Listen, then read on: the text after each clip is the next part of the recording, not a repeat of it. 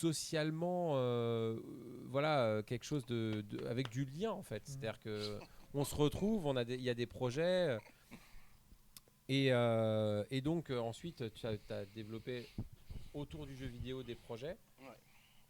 Alors, tu veux que j'en parle, c'est ça? Ah bah oui, Alors, oui. en fait, Je t'envoyais la perche. ouais, non, mais je suis en J'étais train de, là.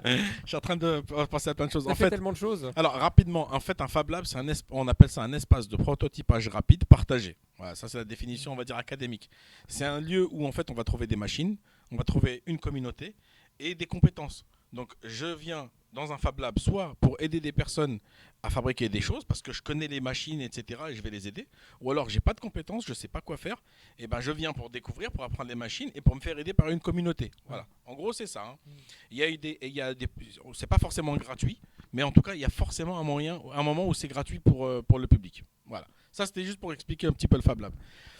Et forcément, bon, moi, on avait cofondé avec la mairie d'Erani le Fab Lab d'Erani, mais il n'y avait pas vraiment de projet derrière. C'était vraiment de proposer ce service-là. Et forcément, moi, avec mon côté rétro qui est revenu, c'était à l'époque où en fait, je revenais vraiment vers le rétro. Comme je m'étais marié, mes enfants et tout ça, moi, j'avais complètement mis ça de côté. Et je sais pas, c'est revenu. En fait, on avait fabriqué des bandes d'arcade en 2014. Après, on a recommencé en 2015. Et c'est parti. Le maire, il nous a fait confiance. Hop, on a lancé la sauce et on a fait le Fab Lab. Et là, on y a mis le fameux ADN rétro gaming. Donc l'idée, en fait, c'était d'aider des jeunes décrocheurs à se remettre dans l'emploi. Avec la fabrique numérique, par exemple, c'est là où j'avais fait mon stage et on s'était rencontrés. C'est ça. Exactement, on avait fabriqué un photomaton. Un photomaton pendant les rencontres annuelles des villes UNESCO à Enghien-les-Bains. Ouais, exactement. Ça, c'était mortel. C'était une super expérience. Et donc, à partir de là, avec Emmanuel Le Tourneux, que je salue, je ne sais pas s'il nous regarde, et qui est un de mes mentors, franchement, merci beaucoup, Emmanuel, qui m'a vraiment donné le goût, en fait, moi étant moi-même en échec scolaire à l'époque, et là, je me suis dit, je vais faire quelque chose. Ça s'est fait, en fait, de manière implicite. Alors, par rapport à ce qu'on a fabriqué, c'était ça, en fait. L'idée, en fait, c'était il y a plusieurs axes. Soit la réparation de consoles, soit, par exemple, une console dont le lecteur CD est mort, tu vas mettre un ODE. Un ODE, c'est un optical disc emulator, un émulateur de disque optique. Donc, par exemple, sur la Dreamcast, on a le GDMU. Donc, si ton lecteur il est mort, tu le remplaces et tu vas mettre ça et tu vas mettre une carte SD, tu peux mettre des jeux. Sur un Amstrad. Sur Dreamcast ? Oui, sur Dreamcast. Ça s'appelle le GDMU. Et maintenant, t'as mieux, t'as le Saru maintenant. Sur la Saturn, t'as le Saru. Faut que je m'en achète une. Oui. Ah ouais, sur le Saturn, t'as le Saru. En fait, c'est une carte que tu vas mettre derrière, tu mets des jeux. Bref, en fait, l'idée, c'était de retrouver l'expérience de jeu avec le matériel, tu vois. Mais si les cartouches, avec l'inflation, avec les gens qui prennent les collectionneurs pour des pigeons, ils ont tellement augmenté. Voilà, il y a cette possibilité, d'accord. Après, il y a aussi le fait de rendre des machines qui étaient obsolètes, de les remettre au goût du jour, en prenant des vieux PC et en les recyclant. L'Amiga, tu te rappelles que je t'avais fait là? Oui. On avait mis en fait un Gotek, voilà, donc avec un châssis imprimé en 3D. Et on remplace le lecteur de disquette, qui est HS par exemple, par un lecteur USB. Par un lecteur USB, et les disquettes, en fait, c'est des fichiers qu'on va choisir.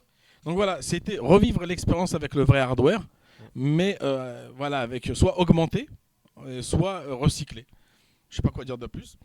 Non, mais c'est tellement de projets. Et puis, moi, je trouve ça, et tu l'as tellement bien décrit, ce côté de, en fait, c'est une expérience d'utilisation. Oui. En fait, et effectivement, ça peut pas se réduire lorsqu'on parle du jeu vidéo juste au gameplay. Non. Et des fois, on a tendance à simplifier ça. Et en fait, là, je me rends bien compte, et tu me l'as formalisé dans ma tête, à quel point c'est aussi du hardware. C'est aussi tu as un contexte avec des gens, une ambiance, etc. Exactement. Et c'est hyper important en fait de pas négliger ça. Non, parce que ça te poursuit en fait. Par exemple, moi ça a été ma timeline, tu vois. L'Amstrad, je sais que je venais de rentrer en 6e, tu vois, quand j'y jouais avec Sébastien Payen qui était mon voisin, qui était au-dessus. J'ai encore tous les tu te rends compte, j'ai tous mes souvenirs en fait, tu vois. Jérôme Chazot en 91, 92, 93, on allait jouer chez lui. Moi, j'ai avec ça la Mega Drive, tu vois. 64. Voilà. Tu vois, en fait, tout ça a été un engramme. Tu vois, ça a été engrammé dans la tête, toutes ces expériences, parce que j'ai vraiment tout. le décor en fait, tu vois. Ouais. Et donc quand je ressors une Mega Drive ou quand je ressors un Amstrad, j'ai tous mes souvenirs qui reviennent en fait. C'est pas juste une machine, quoi. Non, c'est une boîte à souvenirs, exactement. C'est énorme en fait, tu vois. C'est pour ça que le hardware, en fait, c'est au-delà juste d'une simple boîte. Et les gens qui mettent des sommes assez conséquentes pour récupérer ce genre de machine, je pense qu'ils sont un petit peu, on le verbalise pas forcément, mais ils sont un petit peu dans cet état d'esprit, c'est de se recréer cette ambiance. C'est un âge d'or, hein, de simplicité, de convivialité qu'on avait, quoi, tu vois. Et toi, tu fais découvrir ça, ou est-ce que tu l'as fait découvrir des anciennes consoles à des plus jeunes qui l'auraient pas, qui les ont pas connues, quoi. Et du coup, comment ça prend? Est-ce que ils arrivent à saisir un peu ça, ou et la richesse qu'il y avait autour de ces jeux, de ces moments, de ces instants de vie, ou ils ont du mal à le concevoir, à le percevoir? En fait, c'est un peu compliqué parce que moi, actuellement, j'utilise de l'émulation. Ouais. Donc forcément, tu vis pas la même chose. Ok. Moi, j'ai un projet, c'est vraiment de faire une maison du jeu vidéo. Tu vois, D'accord. et j'aimerais bien, il y a le Capabar là qui fait ça, tu vois. Oui. Tu vois, ce genre de choses que je trouve hyper intéressant. Voilà, il faut remettre les choses dans l'ambiance avec l'écran qui correspond à la génération de la console, tu vois. Ouais. Il faut que tu aies une console de 93, tu prends un écran de 93. Tu as une console de 2005, et ben tu prends un écran HD, pas un Full HD. Tu prends un 480p parce que l'image elle sera nickel, tu vois. Ouais. Je pense, et ça j'ai pas les moyens de le faire encore pour l'instant, tu vois. Donc s'il y a un lieu où on peut faire ce genre de choses, tu vois, on l'a en réalité virtuelle. Il y a des trucs comme ça où cette expérience tu peux la vivre. Tu mets le masque et tu as la chambre avec, tu vois, un petit peu à la Stranger Things, tu vois ce que je veux dire. Mais pour ça, il faudrait un local, etc. Et là, à ce moment-là, les jeunes, ils pourraient, voilà, le père est avec son enfant ou la mère avec, enfin la mère à l'époque, il n'y avait pas trop de filles, pour dire les choses. Déjà les garçons, il n'y en avait pas beaucoup, on était des extraterrestres.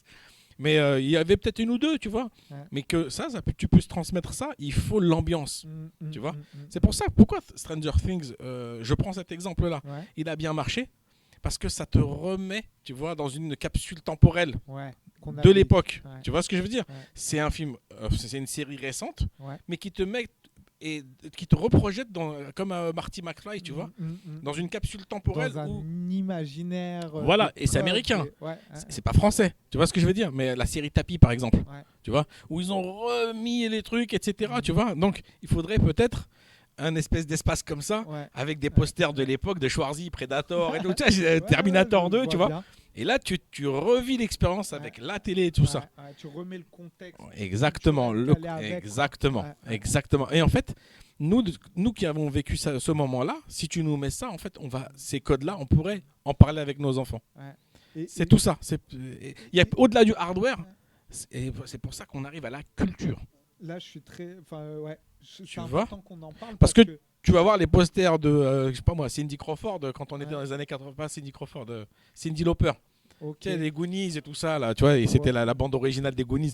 En fait, tout ça, à partir du jeu vidéo, tu peux expliquer qu'est-ce que nous on écoutait, qu'est-ce qu'on regardait au cinéma, etc. Et là, tu rentres dans la culture. Tu vois ce que je veux dire? C'est hyper intéressant cette question de transmission culturelle qui va au-delà du jeu vidéo. Et moi, je me rends compte pour avoir décrypté et capté les codes de plein de choses de la culture mainstream, à quel point c'est important aussi de revenir sur finalement cette époque, cette culture du jeu vidéo des années 80-90. C'est un socle. C'est un socle. C'est un vrai socle. Et c'est ça aussi qui est intéressant, c'est de montrer, avec le côté un peu boomer, mais c'est un peu, tu sais pas ce que je sais, de le côté de dire, voilà, génération 80, allez, je vais être sympa, 90. C'est là où on a créé un soclage, où le hardware est né, où on a découvert plein de choses, et c'est rentré.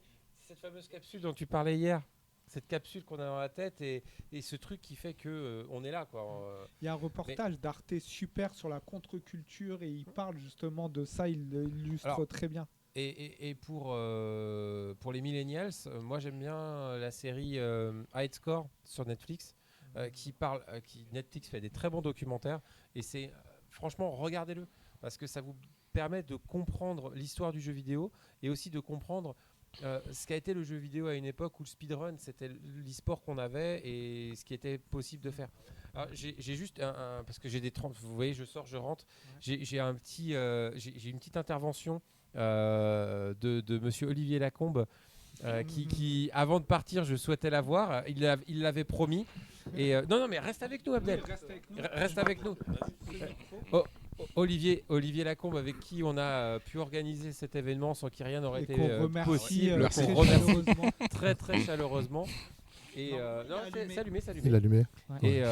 Et donc il n'y a pas de retour. Voilà, il n'y a pas de retour. Non, il n'y a jamais de retour. Pas d'oreillette. Il n'y a pas de matériel. Vous voyez, j'étais hors cadre. En fait, je reviens gentiment. Et non, voilà, on voulait t'avoir parce que c'est vrai que t'as été souvent dans l'ombre comme nos techniciens. On envoie des bisous et du love. Voilà. Vous n'avez pas les retours, mais c'est que du love. Voilà. Et c'est vrai qu'Olivier, tu as fait beaucoup de choses pour faire venir aussi le département dans cette idée institutionnelle de comprendre pourquoi le jeu vidéo avait ses valeurs positives et ce développement auprès des jeunes, auprès de l'engagement. Et donc, merci pour tout ça. Et puis, je voulais aussi un peu avoir ton retour d'impression de tout ce qu'on a pu vivre aujourd'hui. Ça fait 2 jours. C'est vrai, ça va être on va remonter le temps jusqu'à hier. Et effectivement, moi je trouve que j'y vois beaucoup de choses positives. Effectivement, avec l'agrégation de forces vives, effectivement, sur le champ de l'apport éducatif du jeu, sur les réflexions qui ont pu être menées, sur les spécialistes qui ont pu se mobiliser autour de la table, les différentes tables rondes, sur le lien entre le sport et le sport électronique, sur les enjeux éducatifs et les enjeux en termes de parcours de jeunesse, sur les métiers de l'avenir, sur les métiers de demain, les métiers d'aujourd'hui.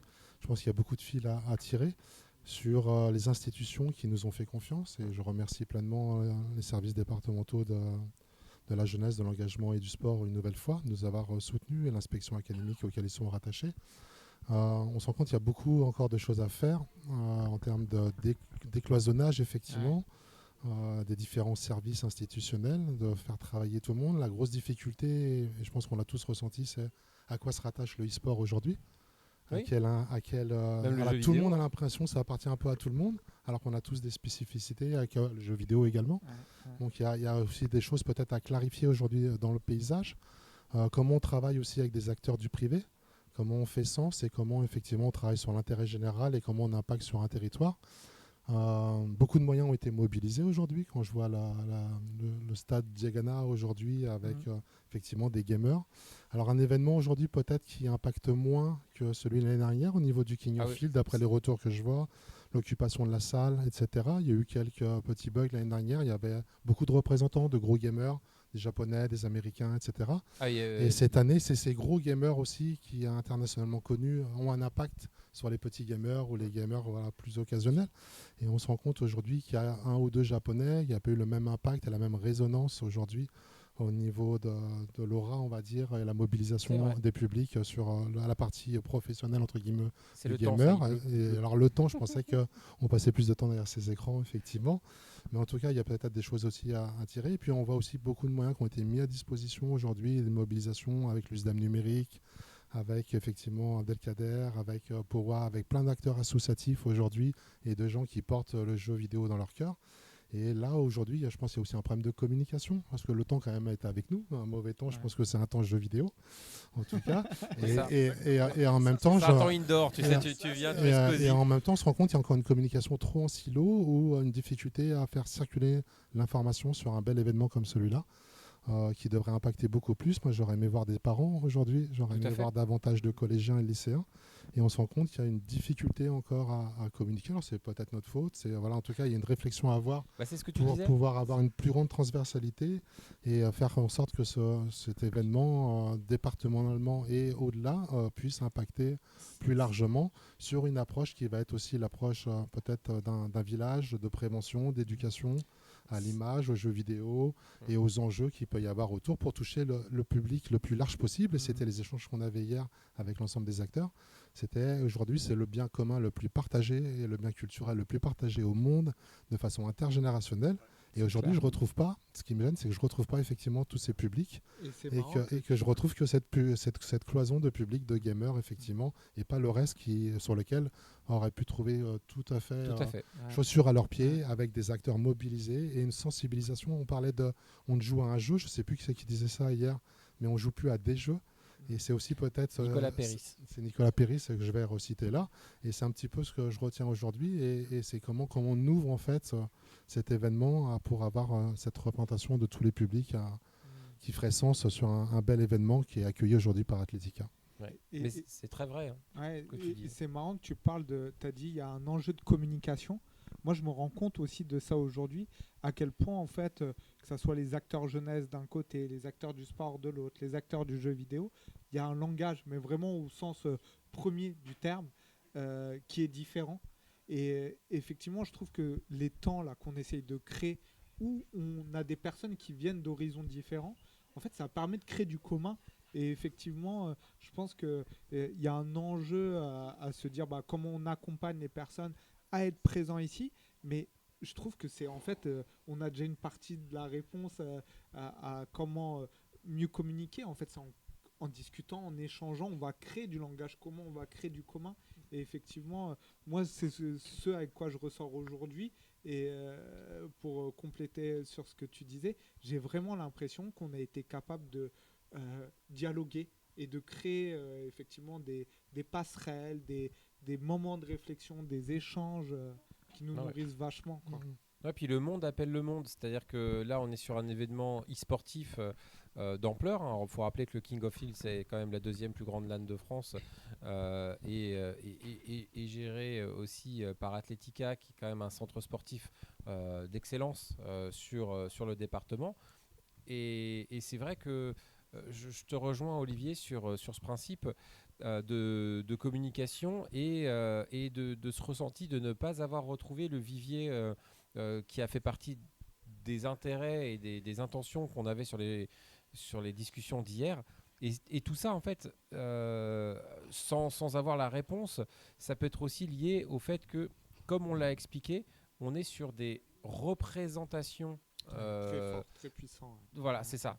Très, très compliqué et qu'au final, il faut les faire comprendre aux institutions. C'est-à-dire que faire un événement pour faire venir des gens, pour faire venir plein de nouveaux publics, il faut aussi les prévenir. Donc pour faire une communication dans les collèges, dans les lycées, c'est pas forcément de leur dire les gars, il y a un tournoi, venez, on va jouer, mais de leur dire ok, il y a une prévention aux écrans, alors prévention, même une pratique aux écrans plutôt, de savoir ok, on joue aux jeux vidéo, c'est quoi le jouer aux jeux vidéo, de dire voilà, il y a des associations, des enjeux locaux, que derrière il y a des joueurs de jeux vidéo qui deviennent des acteurs du jeu vidéo, nos associations, tout bêtement.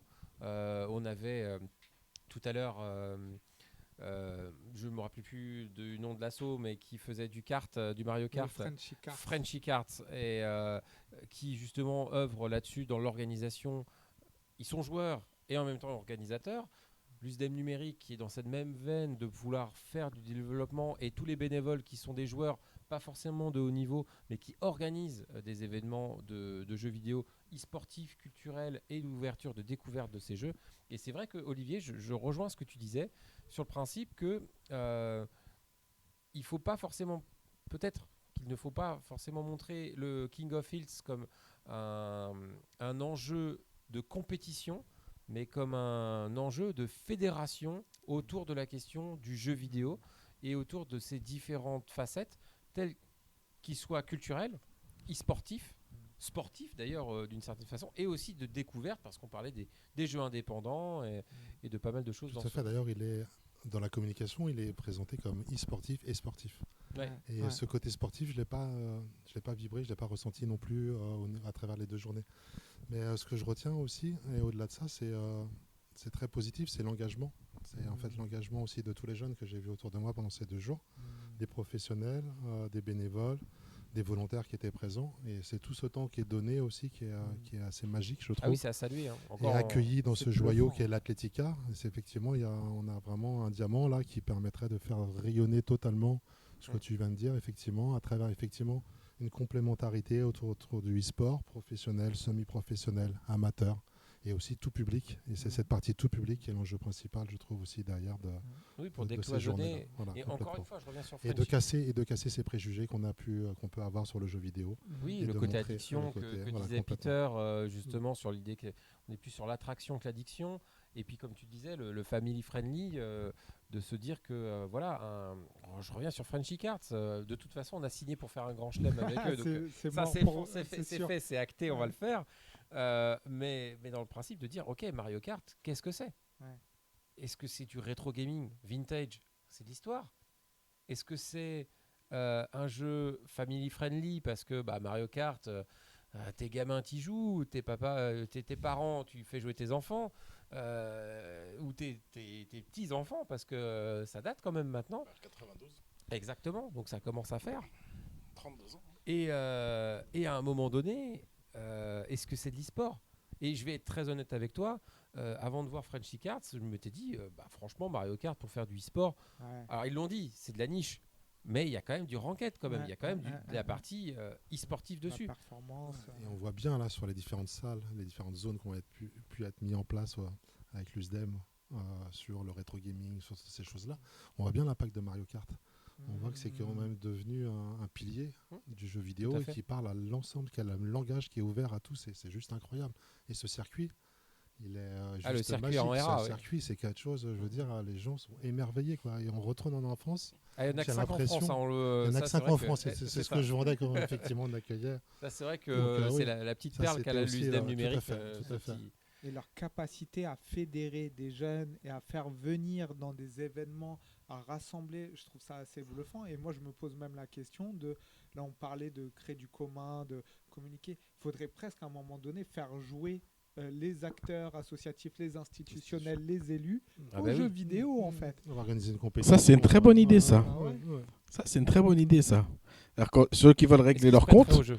voilà, viens, vas-y, viens, je te prends un Street Fighter 2, tu vas voir. Je peux pas te la mettre, moi, véritablement. Alors, viens, je vais te la mettre virtuellement. Un tournoi avec, Ça aide, un tournoi avec sur, les élus jeunesse, notamment. Carrément. Ouais. Parce que je crois que en fait, il y a un moment donné, il faut aussi mettre la main à la pâte, quoi. On t'en parlait tout à l'heure sur le fait de spectateurs, voilà. Il faut aussi encourager. On l'a fait une année. Je ne dirais pas quelle ville, mais c'était D'accord. dans le Val d'Oise.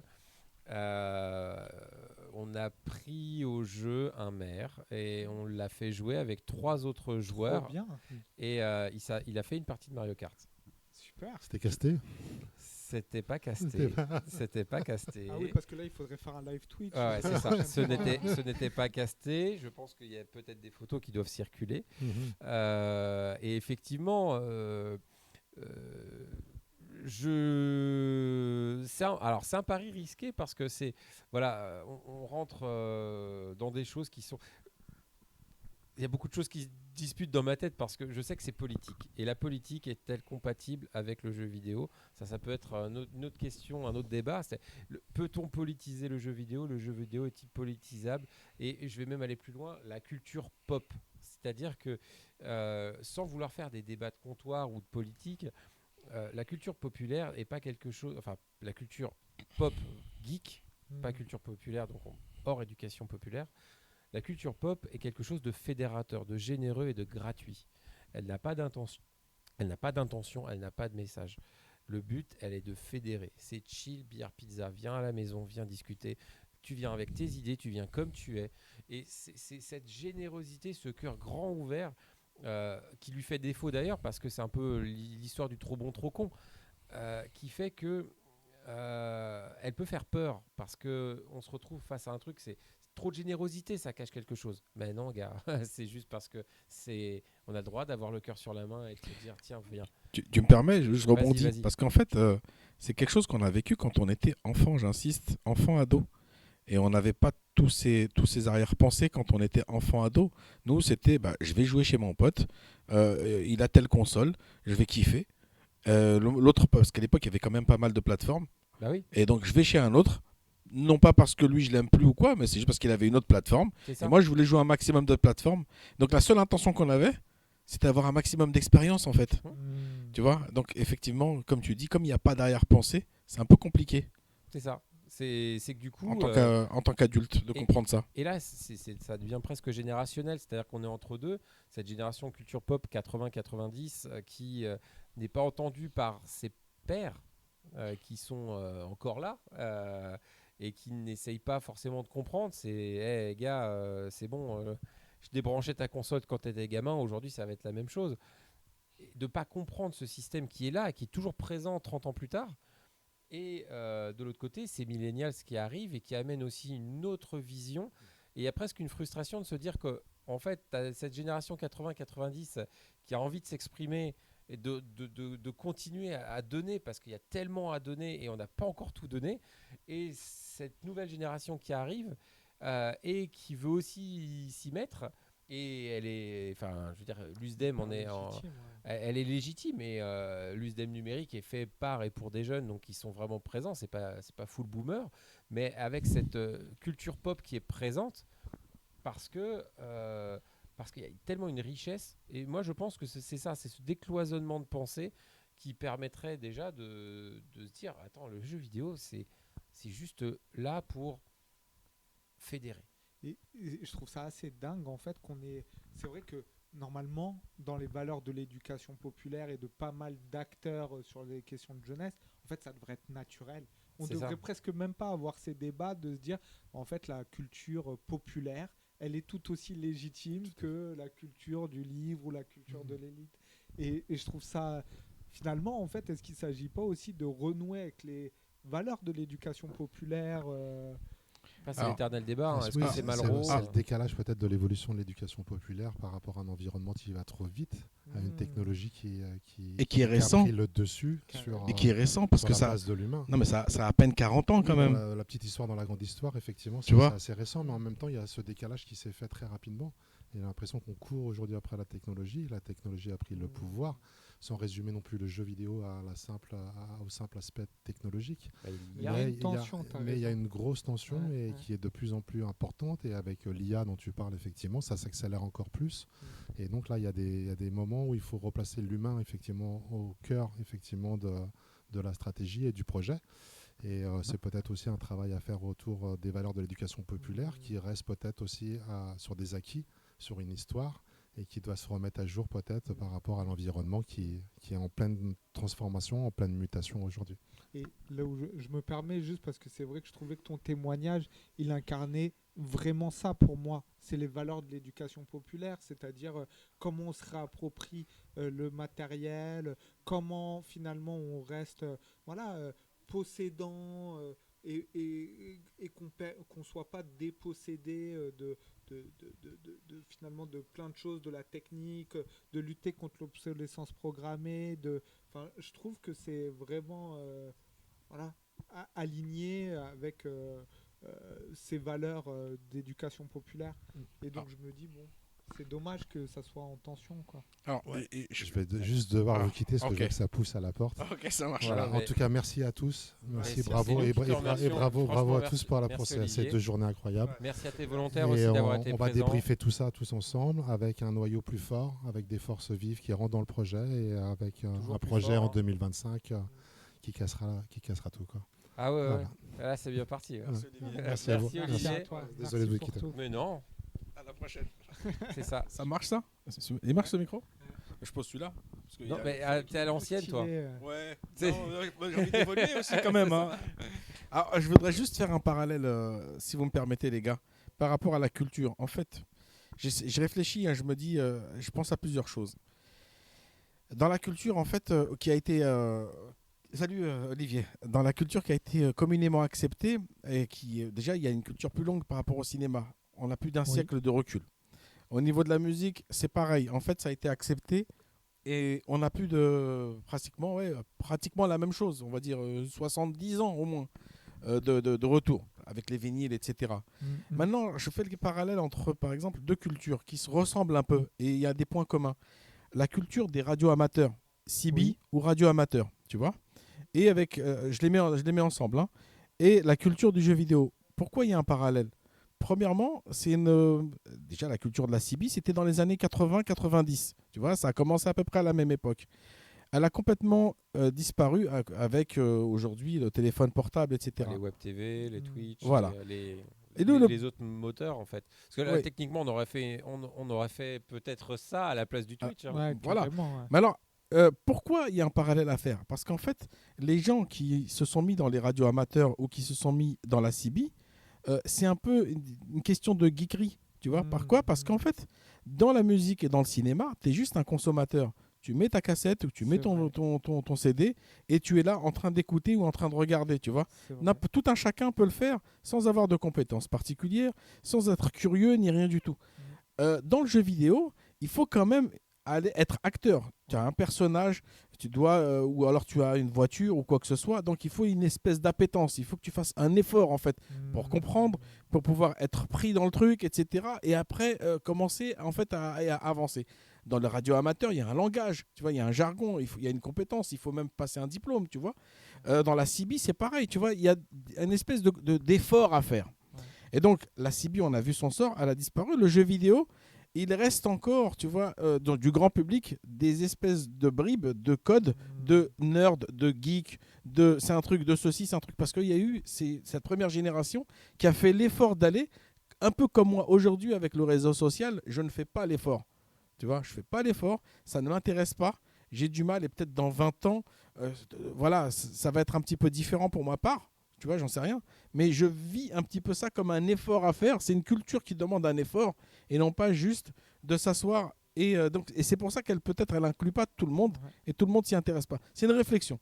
C'est hyper intéressant. Non, oui, c'est vrai. Parce que c'est des technologies en fait. Et il y a toujours cette idée, je reviens sur ton idée d'automobile en fait, c'est le côté de débrider en fait, d'aller plus loin que, et on revient sur cette idée qu'on avait aussi hier sur la terminologie par rapport au terme geek et nerd, qui alors c'est tout à fait personnel dans l'idée du geek qui a maintenant ses lettres de noblesse parce que le geek est référent à la pop culture où on est vraiment sur quelque chose d'assez développé, que ça soit dans le milieu du cinéma, des jeux vidéo, du manga, d'énormément de choses en fait. Mais qui n'a pas forcément... C'est comme un hipster en fait, c'est une mode. C'est devenu une mode. Et c'est un univers à lui tout seul. Par contre, le nerd va plus loin, c'est un geek plus qui va aller chercher cette technologie et qui va aller trifouiller d'une certaine façon. C'est du do it yourself quoi. Il y a ce truc, c'est ça. Fait, dans un peu culture. Comme les makers, c'est ça. On parlait des Fab Labs tout à l'heure. Do it yourself. Et moi je parlerais même d'empowerment numérique quoi, empowerment technologique.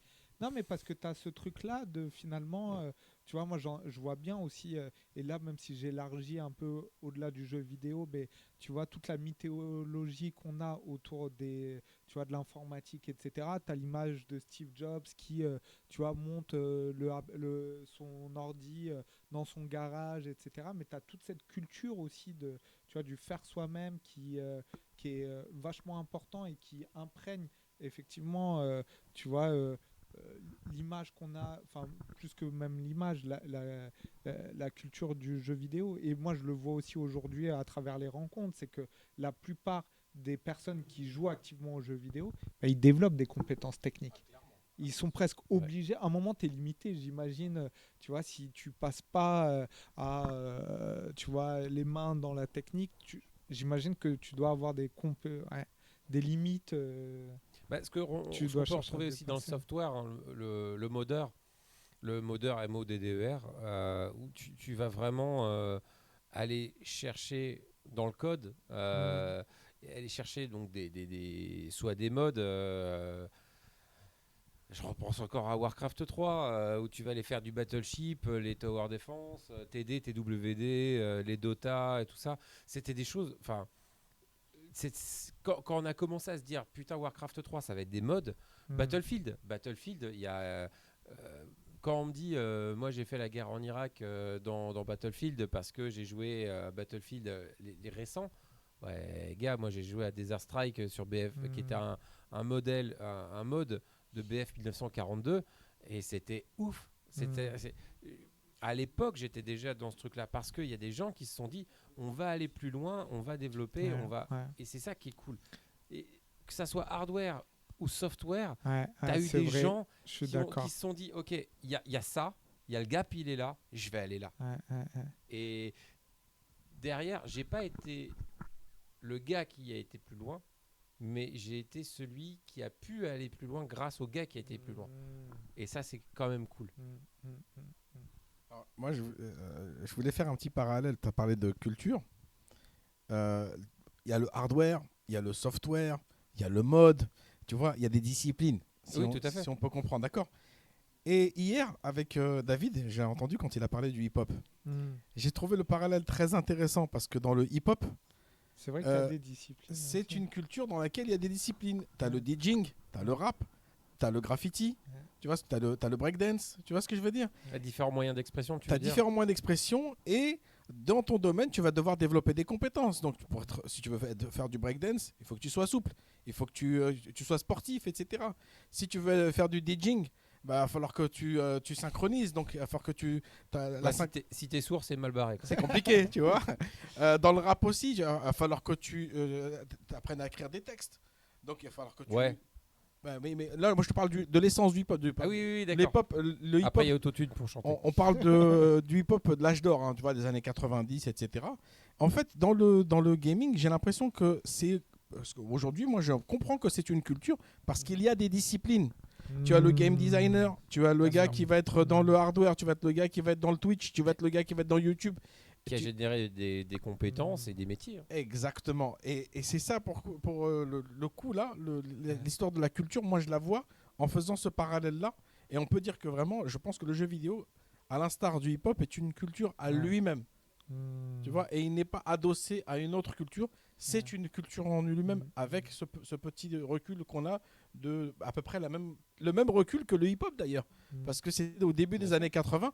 D'ailleurs, Grandmaster Flash, qui est le premier, comment il s'appelle, qui faisait du scratch, il s'est inspiré du film Blowout avec John Travolta. Je le suis il n'y a pas longtemps. Tu sais, dans Blowout, c'est un ingénieur son. Et en fait, à un moment, il essaie de trouver. Et bah justement, il essaie de réécouter un son. Parce que c'est une histoire d'une enquête criminelle dans laquelle il doit écouter des sons. Et en fait, Grandmaster Flash, il s'est inspiré de ça pour pouvoir faire. Et voilà la genèse des choses. Et voilà, bon, bref, c'était juste pour dire. Marrant. Mais faire un petit parallèle. Tout n'est de rien en fait. C'est des fois des erreurs, exact, comme des les bêtises de fluides, Cambrai. Ouais. Avec les bonbons. Ouais, c'est ça. Moi, je pense à Méliès aussi, la caméra qui s'enraye, il crée le cut. Et d'une maladresse, d'un flash, d'un machin, d'un putain, j'ai vu un truc. Et en fait, c'est une idée de génie. Et ça paraît con. Ça paraît con des fois, mais ça crée des vocations après, en fait. Exactement. C'est ça qui est fou. C'est qu'on peut partir très très loin et c'est assez cool. Il y a quelque chose, on parlait du do it yourself, mais aussi de l'ordre du hacking, quoi. Ce côté de, tu vois, je vais voir, un certain nombre de normes, de règles posées, et je vais essayer de détourner l'usage, de bricoler, de se réapproprier. Parce qu'on se réapproprie, je pense aussi aux copies, au ghosting, à tout ce qui fait partie des j'ai pas le nom en tête, mais tu fais un Mario Kart, mais t'as pas Mario dedans, quoi. Ouais. Et des hacks, quoi, des versions hacks. C'est ça. En gros, c'est le même jeu, sauf que t'as pas les mêmes bonhommes, t'as pas les mêmes et parce que t'as détourné le truc et que t'as fait ta version à toi, plus ou moins dure, etc. Donc c'est plutôt cool. Alors, d'ailleurs, je demande juste côté technique, si je sais que Mike & Co venait nous voir, si jamais on peut leur dire de venir, voilà. D'accord. Comme ça, on fera la transition pour parler aussi de création de jeux vidéo avec Mike & Co quand ils viendront nous voir. Alors, je vais rebondir juste par rapport à le dépassement, parce que c'est c'est le mot que je retiens là, quand tu as dit d'exploiter. De prendre explorer le plein potentiel, tu vois, le brider, voilà, tu as parlé de brider. Et ben dans les années 80 aussi, quand moi j'avais pas eu de 103 à l'époque, j'avais un Chapi, mais mes copains là, un Chapi, c'est Yamaha, c'est une espèce de petit mini moto 50 voilà. cm3. On me l'a volé d'ailleurs devant le lycée. J'avais les boules. On la recherche encore. Voilà, c'est terminé. Comme mon vélo il y a 24 ans. Voilà. Et donc aussi non, c'était Saint-Olomone. Et en fait les copains qui avaient des 103, ils mettaient un Carbut 19 et ils mettaient un pot de Ninja. Donc ils voulaient dépasser le bridage des constructeurs pour pouvoir rouler vraiment plein potentiel. Ouais. Et c'est du tuning. Hein. C'est plus que du tuning même, hein, c'est vraiment du débriding, hein, tu vois, parce que tu montais à 100 km/h. Et là aujourd'hui, j'ai vu des vidéos il n'y a pas très longtemps. Le Fast and Furious du Val d'Oise. En Algérie, dans l'autoroute, sur l'autoroute à Oran, ils sont en mode horizontal. Donc en fait, ils conduisent la moto, ce serait vraiment délire à voir. Vous regardez sur YouTube, vous mettez 103, etc. Vous trouverez.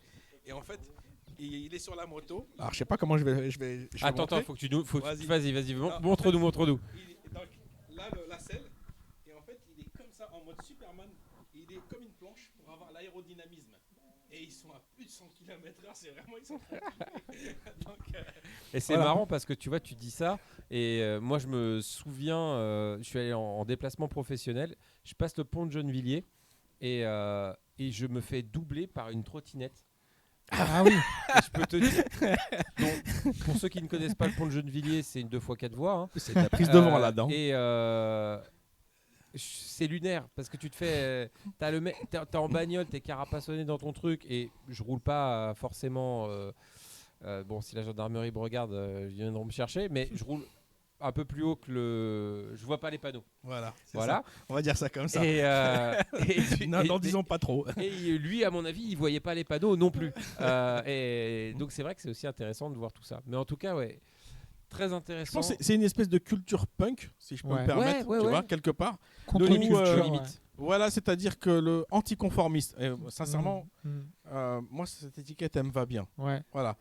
De se faire enfermer, tu vois, Mm. ben, quand tu es un peu anticonformiste, eh ben, tu as envie de dépasser les Ouais, limites, ouais. mais pas forcément au sens péjoratif. Mm. Tu vois ce que je veux dire? Mm. Non, tu as juste envie de, et c'est là où j'utilise le mot, exploiter le plein potentiel. Mm. Mm. Que ce soit d'une machine ou que ce soit d'un jeune, parce que c'est vraiment une passion pour moi, Ouais, tu vois. ouais, De voir un jeune, moi je vois le potentiel, lui il le voit pas, son entourage le voit pas, et en fait tu le prends en charge, tu lui fais confiance. Les 3 C là d'ailleurs de Philippe, Ouais. confiance, coordination, pas Oui. coordination, mais je crois que c'est ça, Oui, un truc comme ça, c'est ouais. l'idée. Confiance, coordination et Concombre. carotte. non, ah, saligo et complémentarité, voilà, Oui. confiance, complémentarité. Comment? Ah non. Coopération. J'ai l'impression de jouer à pyramide. Ah mince. En Bref. 3 lettres. Eh ben, en fait, quand on offre ça aux jeunes, il exploite son potentiel. En Mais fait, oui. c'est ça. Et donc, avec les machines, bon, elles se laissent faire. Bon, les jeunes, c'est un peu plus compliqué parce qu'il faut qu'eux-mêmes, ils prennent conscience d'eux-mêmes. Mais voilà, en fait, Mais tu as envie de hacker quoi, Ouais, des ouais, jeunes en ouais. disant, mais les gars, Allez-y, quoi. Allez-y. Il n'y a rien qui peut vous en empêcher. Eh ben écoute, Ouais. merci Abdel. Donc Voilà. le rétro On punk finira- au service des autres, Pascal le grand frère Mais au rétro-punk, et rétro punk player. Qui hack des jeunes. hacker les On jeunes. se reverra. Ouais, De toute avec façon, on a des plaisir. projets ensemble. Avec plaisir, les gars. Et puis bah, merci à toi. Merci Avec pour plaisir. tout. On va faire Ouais. à la télévision. Salut les gars. Ciao. Merci les gars.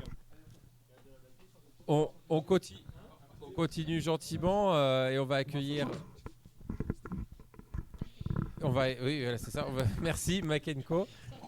Et c'est moi qui vais prendre le lead cette fois-ci. Ah, ça a piqué. Mike Co qui a passé ces 2 jours avec nous et on remercie. D'ailleurs, on remercie aussi Touba qui était pas forcément là. Attends, c'est moi qui dois me décaler. C'est parce que regarde, si tu regardes l'écran, parce que là, il y a le retour, regarde. Voilà, moi je suis comme ça et comme ça vous êtes comme ça. Il y a 12 chaises derrière toi en fait. Voilà, c'est ça, faut les. Là, on a l'impression, comme ça, on dirait un petit train. Non, c'est ça. En fait, il y a un petit train, il y a un début de petit train fantôme derrière. C'est marrant. Et donc ouais, merci à vous. Alors on va parler un peu de Mike Co, de ce que vous faites, de ce que des logiciels que vous avez, enfin des logiciels et des jeux que vous avez mis en place. Et puis surtout en fait les intentions qu'il y a derrière, de savoir voilà pourquoi vous avez développé ça, quoi. Alors on va commencer par se présenter. Alors moi c'est Yanis François et je suis le cofondateur de Mike Co avec Touba Boumaïza qui n'est pas là. Je suis son neveu, donc c'est une affaire de famille, ce qui est très important dans Mike Co, vous allez comprendre. Grâce à Inès qui est notre alternante depuis maintenant un peu plus très longtemps même. Je vais laisser se présenter. Donc moi c'est Inès, comme Yanis l'a dit. Je suis en alternance depuis le début de l'année. Et avant ça, j'étais en stage chez Mike Co. Donc je suis dans l'entreprise depuis avril 2023. Donc ça fait longtemps. Et donc Yanis, lui, il s'occupe de tout ce qui est produit. Et moi, je l'aide en m'occupant de tout ce qui est UX, UI design en fait.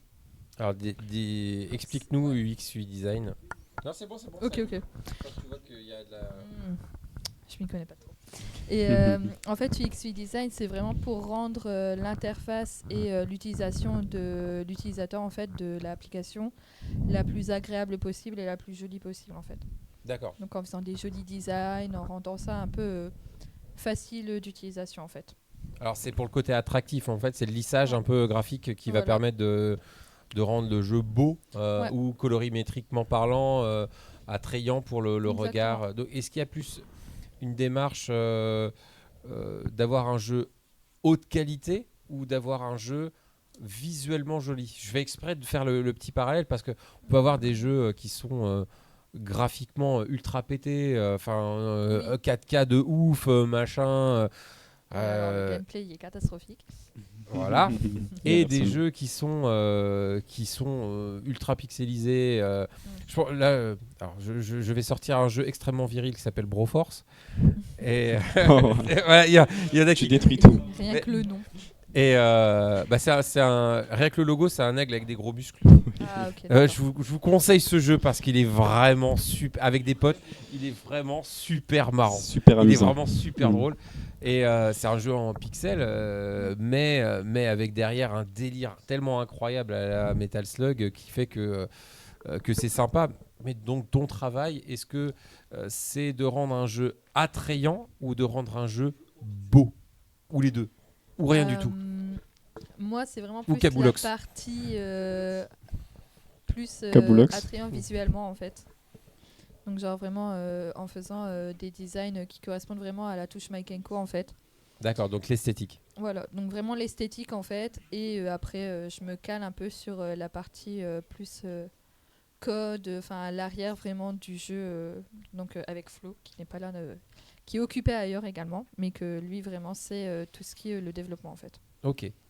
Donc ça, c'est aussi intéressant dans le développement de tout ce qu'on a pu discuter sur l'attractivité d'un jeu, qui fait que un jeu d'il y a 20 ans est vintage et un peu notre Madeleine de Proust. Et de l'autre côté, on en parlait avec Abdelkader tout à l'heure, je reviens sur mon Final Fantasy VIII, sur ma grande télé 4K, elle est toute pixelisée. C'est vrai que j'ai pas mon tube cathodique à côté pour pouvoir avoir ces sensibilités. C'est un univers, quoi. Et c'est ça, c'est un univers. Mhm. Donc c'est assez crucial. Et alors du coup, Mike & Co, tu parlais d'esthétique. Ouais. Chez vous, propre à chez vous, à Mike & Co, qu'est-ce que vous développez? Alors, chez Mike & Co, on développe une application qui va être disponible sur tous les téléphones. Donc, forcément, il y a un aspect graphique et au niveau du design, on s'adapte aussi à ça. On a un principe, c'est l'accessibilité par tout le monde. Donc, j'imagine que tout le monde n'a pas le dernier iPhone ou le dernier Samsung. Donc, il y a aussi cette dimension à prendre en compte en tant qu'application. Donc, les jeux trop gourmands ou un aspect graphique très très fort, on essaye de pas trop prendre cette direction, tout en prenant la direction de graphiques cool, pixelisés ou encore même l'optimisation. Beaucoup d'optimisation. Et après, voilà, ça c'était pour vraiment l'application où on peut jouer, le sport, on peut faire du bien-être et Alors, créer un perso, faire beaucoup de Les choses. jeux à application, on peut les trouver sur l'App Store ou sur le... On peut le trouver sur App Store, mais il n'est pas disponible. C'est encore un accès privé, car on est en phase de bêta-test et on pousse le sujet de plus en plus loin. D'accord, donc on va pouvoir vous annoncer un jour sur, Voilà. sur les... Exactement. D'accord, c'est cool. Vous avez une date à peu près ou pas encore? Vous avez des choses à annoncer? La date, elle n'est pas encore bien fixée là, mais ça tisse pas encore. Mm. Ok, pas de souci, on va vous suivre de toute façon. exactement, faut nous suivre. Moi, j'ai pu tester tout à l'heure Ouais. l'outil, la technologie, et ce que j'ai trouvé chouette, c'était effectivement, on en parlait hier dans le cadre de table ronde autour du sport, du jeu vidéo et de l'engagement, c'est que c'est intéressant avec votre technologie, c'est que ça peut amener des gens qui étaient plutôt axés sur le jeu vidéo finalement vers le sport et vice versa en fait. Ça permet de faire des liens là-dessus. Vous êtes plutôt vous des sportifs qui se sont mis aux jeux vidéo ou l'inverse, plutôt des personnes qui jouent aux jeux vidéo et qui se sont intéressées à cette question du corps, du mouvement, du sport? En fait, c'est marrant que tu poses cette question parce que, en fait, dans l'équipe, il y a les deux. Il y a des, comme moi et ma tante, on est très sportifs. Moi aussi, moi je baigne dans les jeux vidéo depuis tout petit, tout seul. Je me revois encore tout seul à 4-5 ans avec ma GameCube et enchaîner les heures. À 4-5 ans? 4-5 ans, oui. Il y a En- 4-5 ans ou Non, à 4 4, 5 ans. 4 ou 5. 4 et 5 ans. Et oui, donc en 2004 et en 2005. Je suis un 2000. Donc ouais, j'ai fait tous les jeux, les anciennes DS, Game Boy. On dirait pas comme ça, mais je suis un ancien. Je fais jeune, mais je suis un ancien. Et du coup, en fait, c'est tout cet aspect que j'ai essayé de remettre dans Mike&Co, cet aspect où on partage beaucoup de choses autour du sport et donner l'accessibilité de... Enfin, souvent, on fait essayer notre technologie, comme tout à l'heure tu as dit, et les gens, ils se rendent pas compte qu'ils font du sport, en fait. Ils jouent 2, 3, 4 minutes. Bon, ils sentent leurs épaules chauffer un petit peu, et là, ils se disent « Ah, mais j'ai fait du sport, en fait. Et j'ai fait mon meilleur score, j'ai partagé avec mes potes. » Mais c'est ça, en fait, c'est l'accessibilité au sport et la pratique d'activité qui est cool.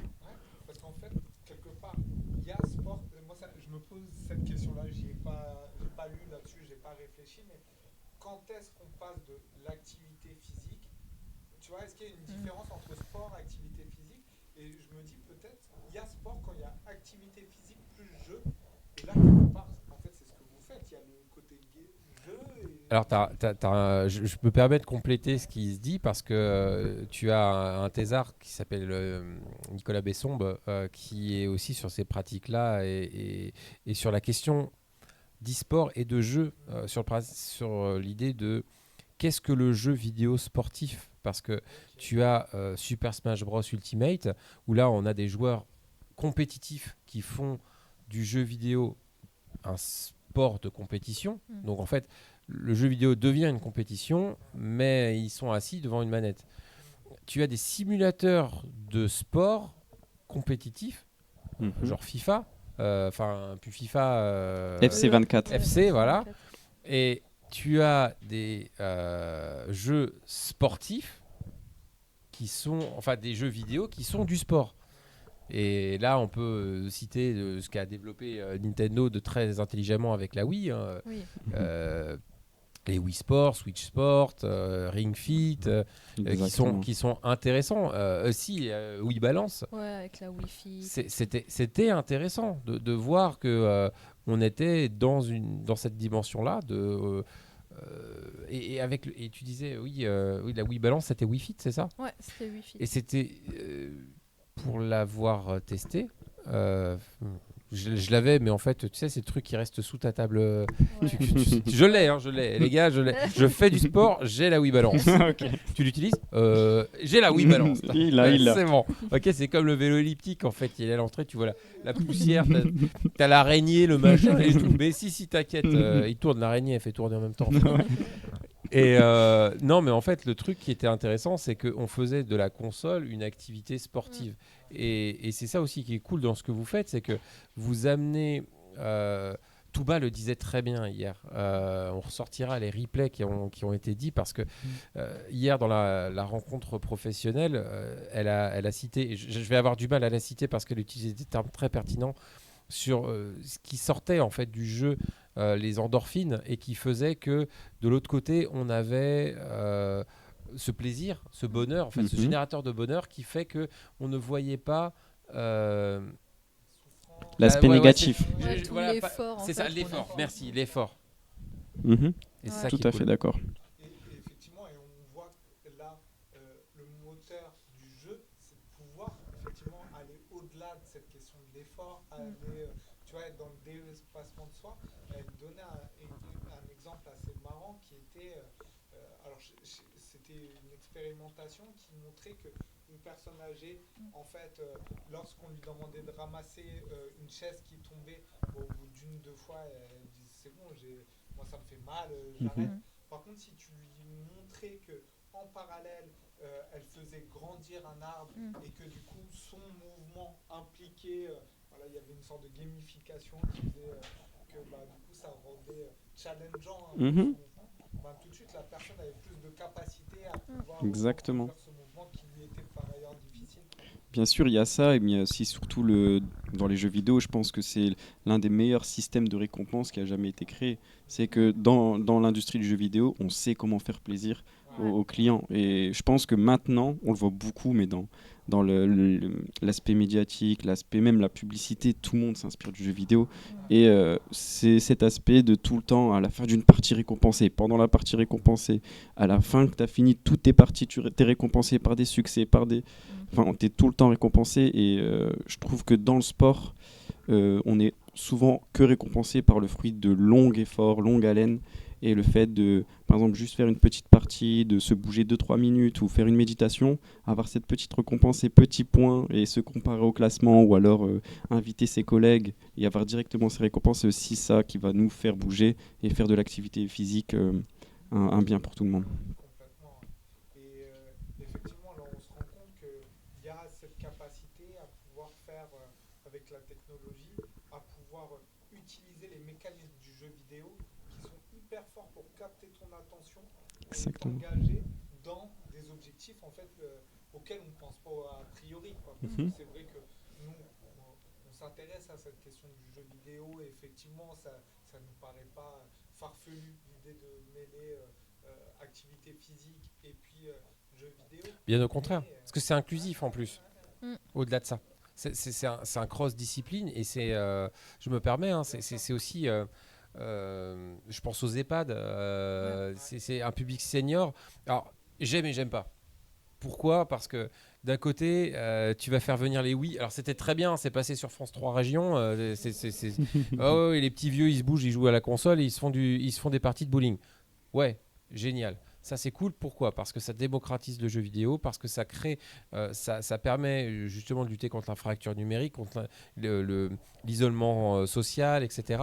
Top. Mais ça cloisonne. C'est-à-dire que du coup, en gros, si tu veux faire jouer papy mamie, bah faut les faire jouer à Wii Bowling. Ouais.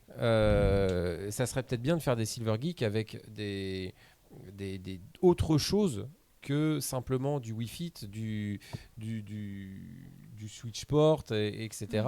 Mais vraiment de leur permettre de faire même, ne serait-ce qu'aller vers Mario Kart, ou même sur des systèmes comme ce que vous permettez de faire, c'est-à-dire d'être...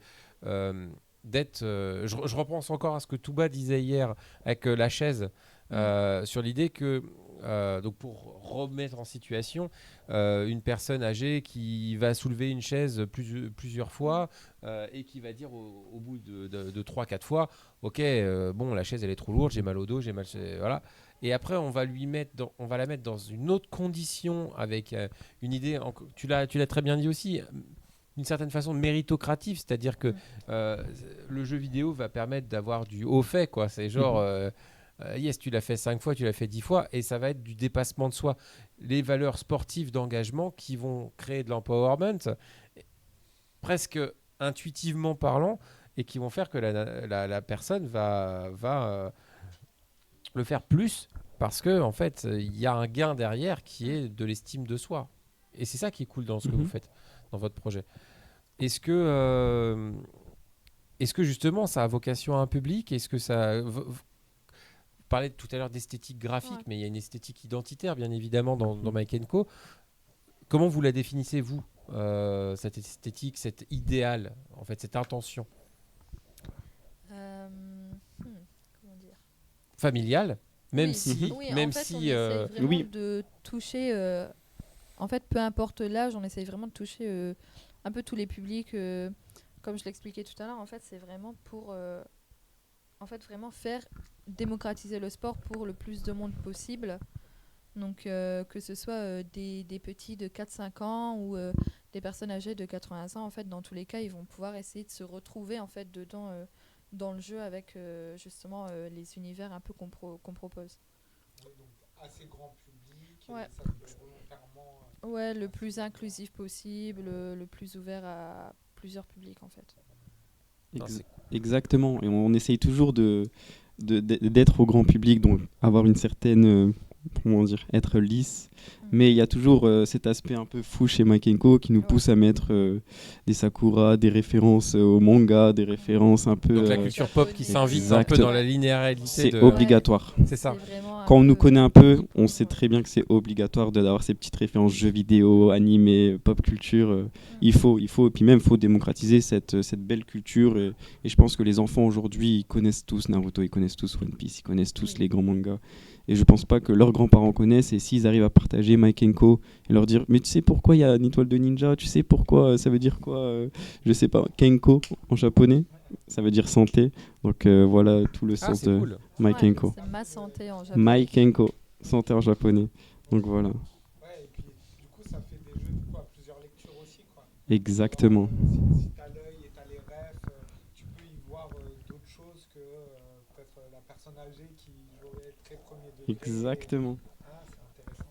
Et ça fait d'ailleurs le lien, on en parlait pas mal de ces questions de culture pop et notamment aujourd'hui c'est très courant de voir des films avec plusieurs, je pense notamment à des dessins animés, plusieurs niveaux de lecture. Et Ah ouais, bien sûr. Et, effectivement, Ça crée l'easter eggs en fait. C'est-à-dire que tu vois, tu revois les petits trucs.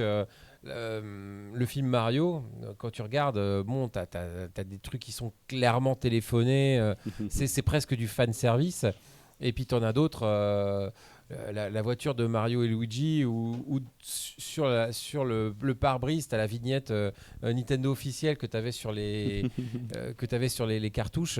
Donc c'est vrai que c'est très culture pop, c'est très généreux et c'est ce qu'on retrouve dans votre propos, quoi. Exactement. Un petit clin d'œil. Non, C'est cool. Et puis il y a ce côté bien-être et c'est intéressant parce qu'on en a parlé aussi. Voilà, vous avez réussi à faire du jeu vidéo quelque chose de bien-être, de santé, amenant aussi le sport.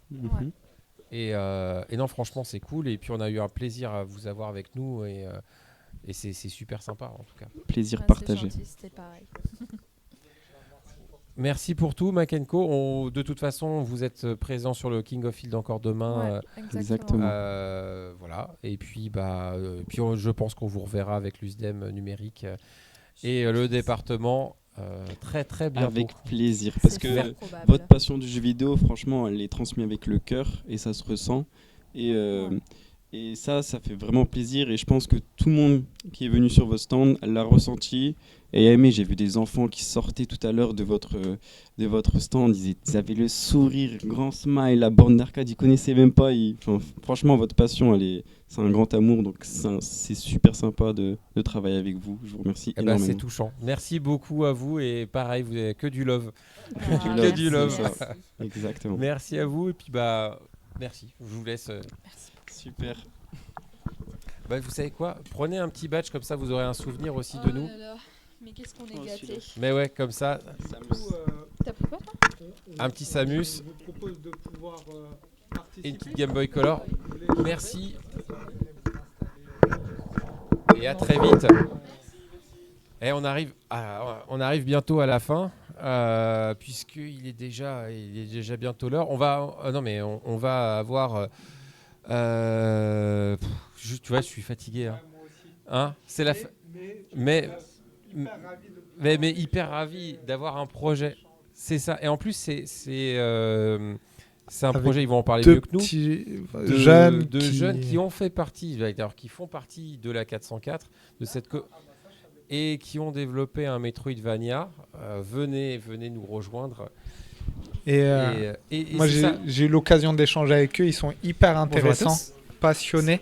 C'est ça aussi qui est intéressant, c'est qu'en fait, on est sur un projet qui est... Alors, Mike Co, qui a des gens avec qui on a adoré pouvoir partager ce moment-là et qui nous ont montré tout l'aspect du jeu indépendant et du côté sport, bien-être.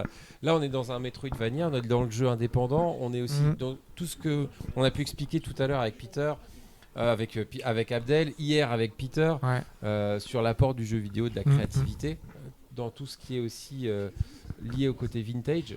Et moi, ça me touche parce que c'est un projet qu'on a bâti, qui est né en fait de cette alliance de jeunes qui ont été au sein de cette communauté 404 et qui aujourd'hui sortent un jeu. Et ça, c'est cool. Donc déjà, rien que ça, je voulais vous remercier parce que même si on vous a vu de loin grandir, on a vu le petit arbrisseau devenir un arbre Mojo. Et aujourd'hui, ça a fait plaisir de voir que ce jeu qui était une idée est devenu une réalité. Bonjour à vous. Bien, bonjour. Bonjour. Alors, je me présente. Je suis Rickmin, un lycéen qui est passionné de jeux vidéo depuis sa plus tendre enfance. J'ai commencé le projet Kingdom Vania, donc mon jeu, il y a seulement 3 ans. Donc, à l'époque, j'avais absolument aucune expérience dans le développement de JV. J'ai vraiment commencé à partir de zéro. Et petit à petit, j'ai commencé à me former en autodidaxie, à conceptualiser mes premières idées. Et très vite, j'ai rencontré la 404 du coup. Je me suis dit que c'était une opportunité incroyable pour pouvoir promouvoir notre jeu et rencontrer d'autres passionnés comme moi.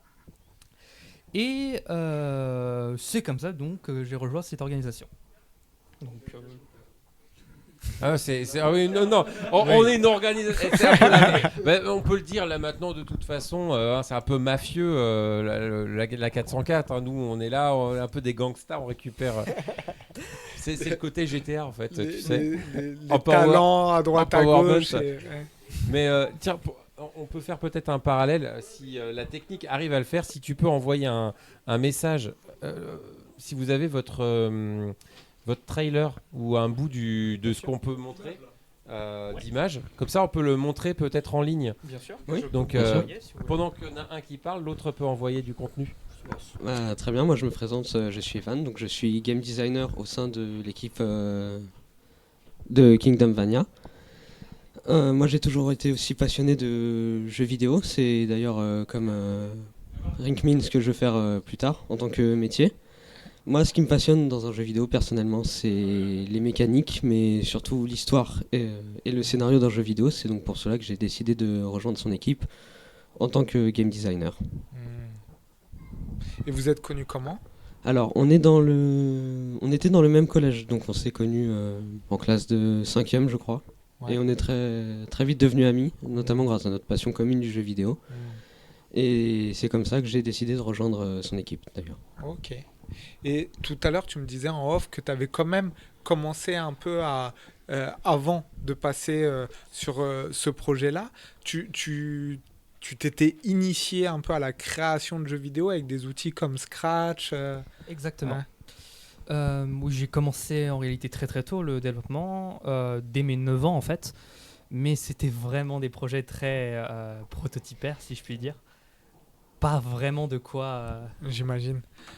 Alors, il te vient d'où cet univers en fait parce que on peut déjà parler de ton jeu comme étant un Metroidvania. Alors déjà, c'est quoi un Metroidvania ? Eh bien, bonne question. Un Metroidvania, c'est un genre vidéoludique en 2D où vous explorez, si vous voulez, une énorme map, une énorme carte, de manière presque libre. Vous pouvez techniquement aller où vous voulez, mais vous serez parfois coincé. Et pour continuer à avancer, il faudra récupérer certaines capacités. Par exemple, imaginons, vous avez un endroit avec une plateforme qui est plus haute qu'une autre. Eh bien, pour pouvoir la traverser et y arriver, il va falloir débloquer une capacité pour faire un double jump, par exemple.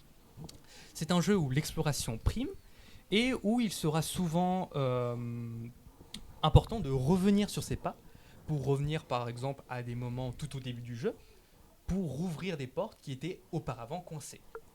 Donc en fait, le jeu, d'une certaine façon, évolue par l'évolution de l'avatar que l'on a. Exactement. Et de ses capacités. C'est ça. C'est ça. Okay. C'est le principe de base. Le fameux, en fait, techniquement, c'est l'avatar qui gagne en empowerment, en pouvoir d'agir. Et là, le pouvoir d'agir, c'est vraiment les... Il y a un mot que j'avais entendu qui me parle bien, c'est la question des affordances. Voilà, on nous a, on a le preview du jeu mis en ligne par notre magnifique technicien beau gosse.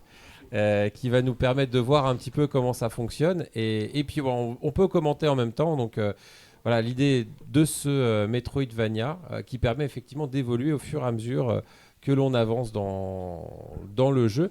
Alors on voit plusieurs personnages, c'est-à-dire que c'est pas forcément. Est-ce que c'est un personnage qui évolue ou le fait d'avoir plusieurs personnages qui viennent avec des capacités différentes aider l'autre personnage à avancer? Les personnages vont tous évoluer au fur et à mesure du temps et développer des capacités qui vont pouvoir s'entremêler afin d'avancer directement dans le jeu. D'accord. Donc en fait, ce qui va se passer, c'est que le joueur va pouvoir contrôler un seul personnage à la fois. Pendant ce temps-là, les autres restent immobiles et on devra alterner entre les différents personnages à la manière d'un The Lost Vikings, si vous avez la référence, pour du coup continuer à avancer et résoudre tous les puzzles.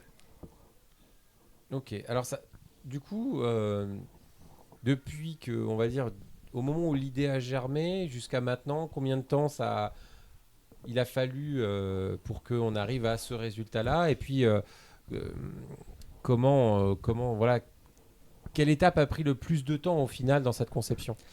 Eh bien, le développement de cette démo a pris environ 3 ans. Et ce, pour une raison, la direction artistique. En effet, elle a énormément changé au cours du développement. Genre, il me semble qu'elle a au moins changé 7 fois, à peu près. D'accord. Et du coup, là, on voit qu'il y a Gros quand même turnover. une patte artistique, une couleur au niveau des graphismes, du design.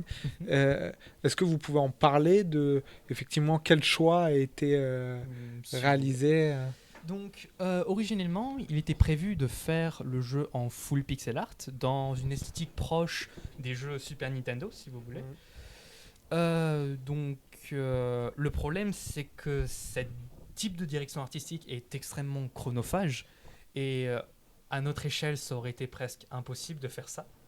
Donc on a essayé de tâtonner pour trouver une direction artistique qui allie technicité et beauté, donc que ce soit rapide à faire et que ça reste beau. Et on s'est pour ça tourné vers la 3D parce que même si on conserve quelque part le pixel art, les personnages sont pixel art, etc. Mais c'est en réalité des modèles 3D qui ont été pixelisés pour donner cette patte spéciale. D'accord. Un peu à la manière de Donkey Kong sur Super NES. Ah oui, effectivement, d'accord. Je vois le module. Alors, du coup, ce qui est intéressant, c'est qu'on revient sur un peu ce qu'avait dit Abdelkader tout à l'heure. L'idée que on va trucher un petit peu comme on n'arrive pas à arriver à cette idée de pixel art parce que cette notion va être un peu complexe, chronophage comme tu l'as dit, on va aller vers d'autres biais qui va nous permettre de pouvoir réaliser. Finalement, on ne va pas s'arrêter parce qu'on n'y arrive pas, mais on va utiliser d'autres biais et arriver à un produit qui n'est peut-être pas celui que l'on souhaite, mais en tout cas celui que l'on veut et que l'on peut.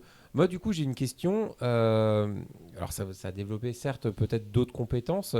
Est-ce que, par rapport à ça, vous avez, au sein de l'équipe, pas forcément une frustration, mais une envie de vous dire que, OK, vous avez cet élément-là, et de vous dire que vous voudriez aller plus loin en revenant sur le modèle Pixel, ou est-ce que c'est un chemin que vous avez pris, un choix que vous avez fait, et finalement que vous allez garder parce que c'est l'esthétique du jeu telle qu'elle est maintenant et que le pixel était un choix et que maintenant c'est un choix que vous gardez plus? Eh bien déjà, il faut savoir que le pixel art n'a jamais été choisi par réel choix esthétique. Enfin, en réalité c'est relatif. Au départ, on l'avait surtout choisi parce qu'on était assez débutant et que le pixel art est en tout cas on le pensait, quelque chose qui est beaucoup plus facile à faire. Bon, il s'est avéré que pas réellement. Donc on l'a petit à petit abandonné. Il y a encore des traces dans cette démo, mais notre réel objectif serait de complètement se séparer de cette esthétique. Car même si la 3D accélère un petit peu le processus, elle reste tout de même chronophage. Et donc pour le jeu final, je pense qu'on se tournera vers de la full 3D. D'accord, ok.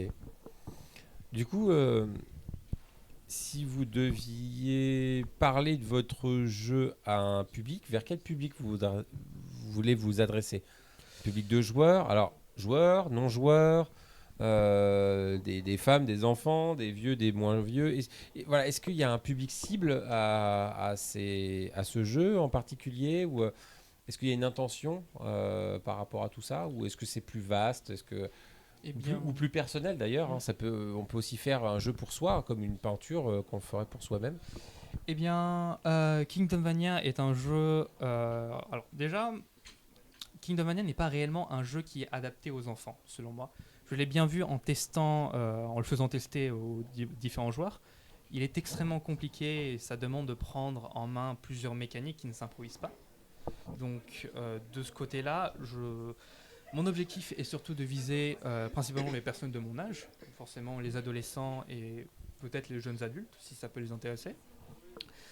J'aimerais aussi viser avec ce jeu un public non joueur, car un de mes objectifs quand j'ai commencé la création vidéoludique, c'est aussi quelque part de montrer ma passion et de faire en sorte de montrer que ce n'est pas quelque chose qui se limite qu'à une niche. Souvent le jeu vidéo est souvent, enfin en tout cas dans mon entourage, c'est souvent vu comme quelque chose qui est réellement réservé à certaines catégories de personnes et on va souvent venir me dire oui mais moi je ne suis pas trop jeu vidéo.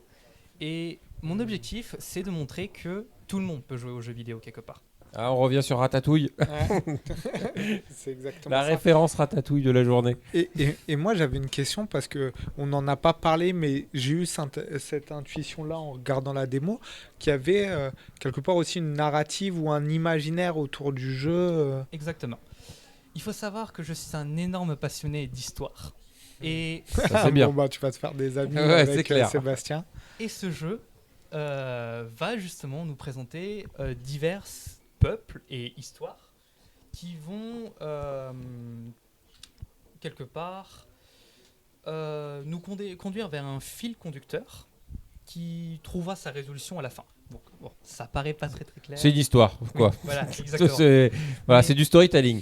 C'est du storytelling. Mais est-ce que tu veux dire par là que les personnages ont un lore, hein, donc une histoire propre à eux, hein, du chara design, qui va être aussi plus pensé dans l'avatar en lui-même, c'est-à-dire que chacun a son histoire, un peu comme Donjons et Dragons en fait, chaque personnage a son histoire.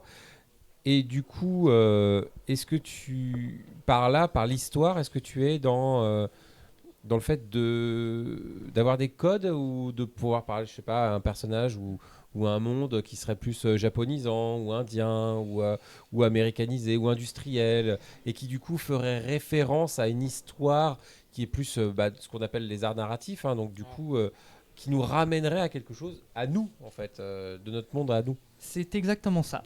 Alors, ce que je vais faire, c'est que dans Kingdom Mania, je vais m'inspirer de différentes cultures. Alors, vous l'avez peut-être vu avec l'artwork principal et nos 4 personnages.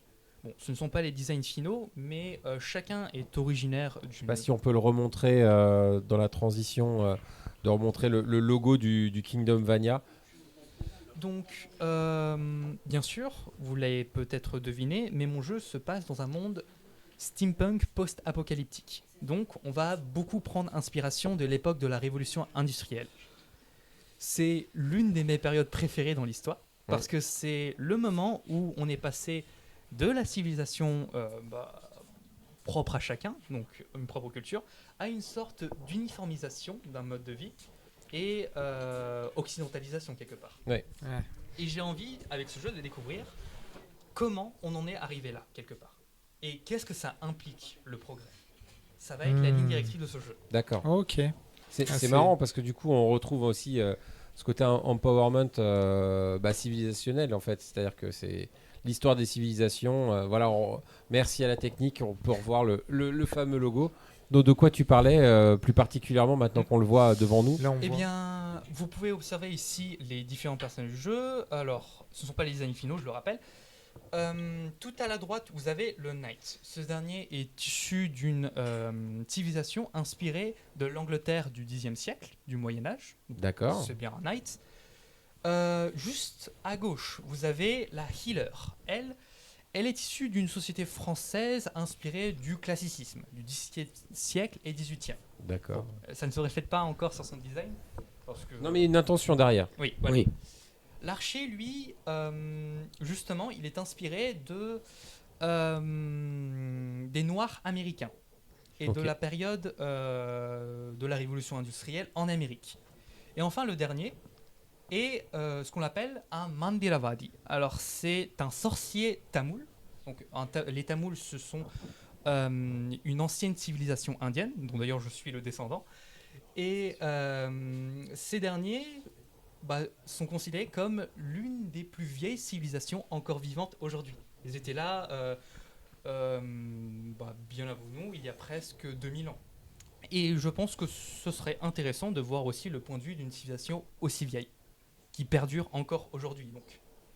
D'accord. C'est ça qui est bluffant. Ouais. C'est que du coup, sur une toute petite image qui paraît anodine, on se retrouve avec... Et encore, on n'a pas parlé, parce que le logo a lui-même aussi des Avec cryptogrammes. l'engrenage. C'est ça, ouais. l'engrenage, ces cryptogrammes qui sont runiques, qui peuvent vous faire venir sur le cyrillique. Mm. Voilà, 4 personnages, un Ouais. logo, une identité Ouais. et une culture qui est extrêmement narrative Mm. et qui vient se récupérer de pas mal de domaines différents. Ouais. Non, je trouve ça à la fois extrêmement gratifiant pour le jeu vidéo parce que c'est cette niche-là dont on parle depuis maintenant un moment, hein, David, et de voir que ce projet-là va en pleine veine de tout ça. Et puis on discutait aussi de l'expérience du jeu vidéo en tant que finalement usager. On se dit que tu vois, on lit un livre, on est capable de pouvoir parler du livre et typiquement de l'aventure du livre, de comment on se l'a approprié. Et c'est vrai que sur le jeu vidéo, il peut avoir quelque chose de similaire et sûrement très intéressant quand le jeu sera abouti. C'est une expérience autour d'un imaginaire dont, voilà, où l'usager va s'approprier une histoire, va pouvoir expérimenter des choses, vivre une expérience. Et effectivement, moi j'avais eu cette intuition en regardant la démo de se dire bah ouais, on sent qu'il y a un discours, on sent qu'il y a une narrative et de l'avoir explicité, ça rend les choses extrêmement intéressantes. En tout cas, effectivement, merci. Alors moi, j'ai qu'une dernière question. À quand la version finale ? Est-ce qu'il y a une date de prévue ? Est-ce que Voilà. Alors, déjà, il faut savoir que le jeu sera publié sous forme de chapitres qui n'arriveront pas tous en même temps. On aura au moins 5 chapitres. Il peut y en avoir plus ou moins, il faut encore qu'on décide. Mais le chapitre 1, en tout cas, devrait sortir d'ici 2 ans. D'accord, bah écoutez, Ok. on va être patient. En tout cas, je sais que je vais vous faire charbonner, étant donné que vous faites partie de la Mafia 404. Et puis, bah, il y a des beaux projets, puisque comme on vous l'a dit, il y a du réseau qui veut aussi vous voir. Et on vous a proposé, pourquoi pas la Gamer Assembly, ça on en reparlera. Peut-être qu'on fera un Twitch à la Gamer Assembly, au campus Indé. Mais voilà, on remercie votre démarche, on vous remercie de votre présence, beaucoup. de ce que vous avez apporté encore aujourd'hui. Et puis bah, on attend de voir la suite. Puis un grand Merci à bravo. vous. Merci beaucoup. Un Merci. grand bravo. Bravo Merci. à vous. Merci bien. Merci. Oui. Oui. Du coup, je crois que ça va toucher ce live Twitch à sa fin. Et en Moi, je même vais temps, rester là. c'était un Je vais marathon. rester- Ouais, c'est ça. Moi, C'était David, je comme- reste là. Ouais. En fait, je vais laisser le Twitch Mais ouvert. on t'a senti dans ton élément. Hein. Là, vraiment, je pense que il faut que tu... voilà, donc il y a un compte à rebours. Bon, on vous dit au revoir à tous. Ouais. Au revoir à tous et puis portez-vous bien et merci David, merci Ouais, pour tout. merci Et à puis, toi également. ça, il y a un goût de reviens-y. Hein. Ouais. Ouais. Ouais. Bon allez, ciao.